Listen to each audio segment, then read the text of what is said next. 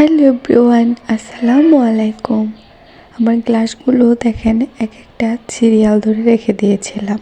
কিচেনে অনেকটা জায়গা এই গ্লাসগুলোই দখল করে রেখেছিল। তো তাই ভাবলাম একটা র্যাক কিনি। তো এই তো আমি গ্লাসগুলো সরিয়ে এটাও সুন্দর করে মুছে নিলাম, যেহেতু কয়েকটা গ্লাস ছিল ওইভাবে মোছা টোছা হয়নি।